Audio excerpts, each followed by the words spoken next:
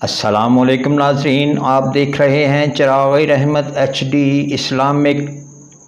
پیش خدمت ہے پروگرام جب آنکھ کھلے ڈاکٹر KS بٹالوی کے ساتھ۔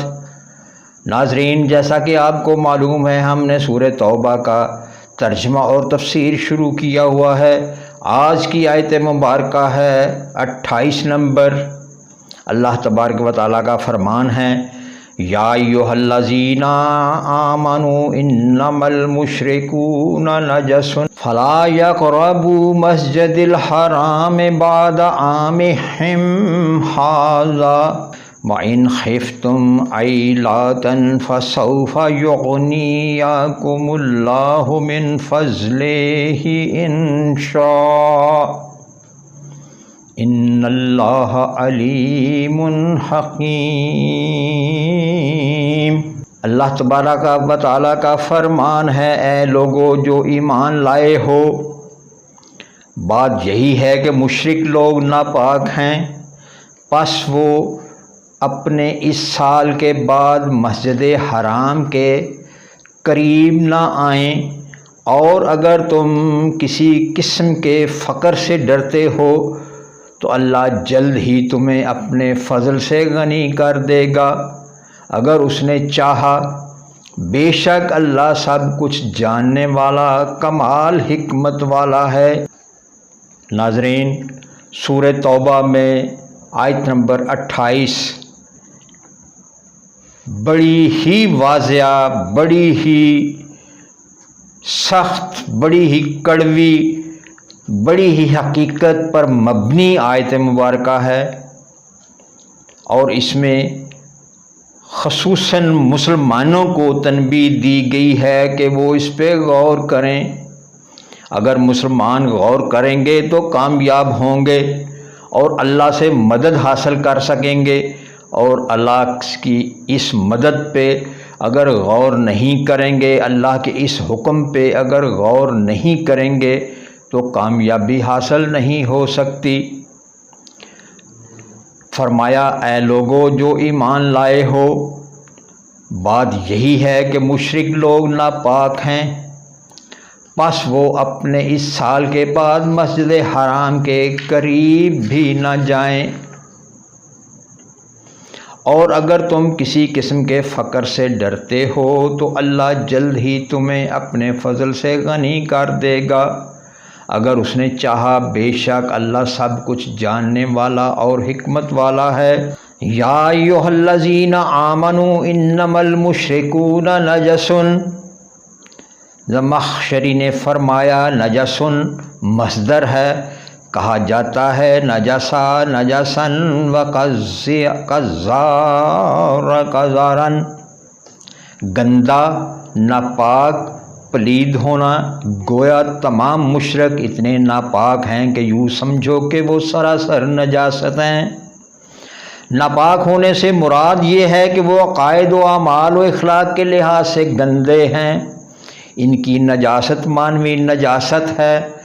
بدن ناپاک ہونا مراد نہیں کہ اسے ہاتھ لگنے یا ہاتھ لگانے سے کوئی چیز پلید ہو جاتی ہو۔ اس لیے اہل کتاب عورتوں سے نکاح کرنا، انہیں لونڈی و غلام بنا کر خدمت لینا جائز ہے، اور یہ بھی ثابت ہے کہ رسول اللہ صلی اللہ علیہ وآلہ وسلم نے ایک مشرک عورت کے مشکیزہ سے پانی پیا، بخاری، اور آپ نے خیبر کے یہود کی دعوت قبول فرمائی، بخاری۔ اس سے ثابت ہوتا ہے کہ ان کا ہاتھ یا جسم لگنے سے کوئی چیز پلید نہیں ہوتی۔ ویسے اگر دیکھا جائے تو مشرک بدنی طور پر بھی طہارت کا اہتمام نہیں کرتے، نہ استنجا، نہ جنابت، نہ زیر ناف کی صفائی، نہ کسی نجاست سے اجتناب۔ پھر خنزیر کا گوشت کھانا، شراب پینا، سگریٹ پینا، زنا کرنا ان کی عام روش ہے۔ الغرض مشرک جتنا بھی صاف ہو، فرانس وغیرہ کی بنی ہوئی خوشبو جتنی بھی لگا لے، اس کے بدن اور کپڑوں سے بدبو ختم نہیں ہوگی۔ مسلمان جتنا بھی میلا کچیلا اور اس کچیلا ہو، اس سے اس قسم کی بدبو کبھی نہیں آتی، بشرطے کہ نماز پڑھتا ہو۔ اگر نماز ہی نہیں پڑھتا تو مشرک اور اس کا معاملہ ایک جیسا ہے۔ یہ عام مشاہدے کی بات ہے۔ اس لیے کفار کو مسلمان ہونے سے پہلے غسل کی تاکید کی جاتی ہے۔ اللہ تعالیٰ نے مشرکوں کو ناپاک قرار دے کر آئندہ کے لیے مسجد حرام کے قریب آنے سے بھی منع فرما دیا۔ چنانچہ جیسا کہ پہلے گزر چکا 9 ہجری میں رسول اللہ صلی اللہ علیہ وآلہ وسلم نے اعلان کروایا کہ اس سال کے بعد کوئی مشرک ہرگز حج نہیں کرے گا۔ قریب آنے سے ممانعت کا صاف مطلب ہے کہ غیر مسلم کا پورے حرم میں داخلہ منع ہے۔ مسند احمد کی ایک روایت ابن کثیر نے جابر رضی اللہ تعالی عنہ سے نقل فرمائی کہ رسول اللہ صلی اللہ علیہ وآلہ وسلم نے فرمایا، ہمارے اس سال کے بعد ہماری اس مسجد میں ذمی اور اس کے خادم کے سوا کوئی نہ آئے۔ مسند احمد میں ایک اور روایت ہے، ہمارے اس سال کے بعد اہل کتاب اور ان کے خادموں کے سوا کوئی داخل نہ ہو۔ حسن بصری نے جابر رضی اللہ تعالی عنہ سے نہیں سنا اور 2 راوی اشد بن سوار اور شریک ضعیف ہیں، لہذا کسی بھی غیر مسلم کو حرم میں داخلے کی اجازت نہیں، بلکہ اپنی آخری وصیت میں تو آپ صلی اللہ علیہ وسلم نے مشرکین اور یہود و نصارہ کو جزیرہ عرب سے نکل جانے کا حکم دیا تھا۔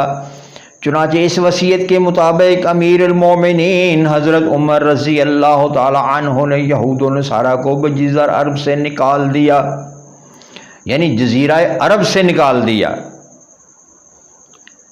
مسجد حرام کے سوا دوسری مساجد میں غیر مسلم داخل ہو سکتے ہیں، جیسا کہ نبی کریم صلی اللہ علیہ وآلہ وسلم نے مشرکوں کو اپنی مسجد میں آنے کی اجازت دی، اور سمامہ کو مسجد کے ستون سے باندھنے کا واقعہ تو مشہور ہے۔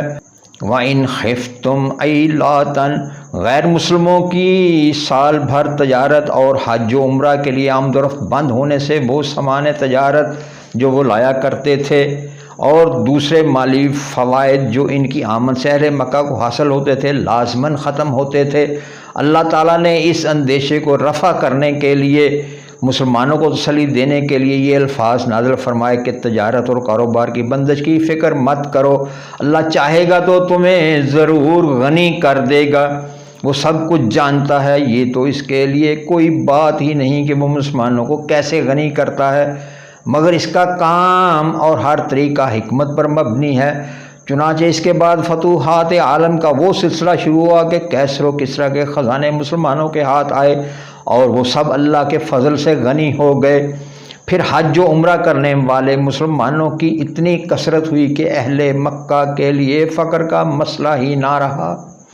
اس وقت 1331 ہجری میں تقریباً 35 سے 40 لاکھ حاجیوں نے حج ادا کیا، اور حکومت سعودیہ کا اندازہ ہے کہ چند ہی سال میں یہ تعداد 1 کروڑ تک پہنچ جائے گی، اور حکومت اس کے مطابق باقاعدہ حرم کی عمارت اور رہائشی عمارتوں کی توسیع کے منصوبے پر تیزی سے عمل کر رہی ہے۔ انشاء یہ بطور شرط نہیں بلکہ بات کو پختہ کرنے کے لیے ہے، کیونکہ ہر معاملے کی مشیت پر موقوف ہے۔ تفصیل کے لیے دیکھیں سورہ فتح آیت نمبر 27۔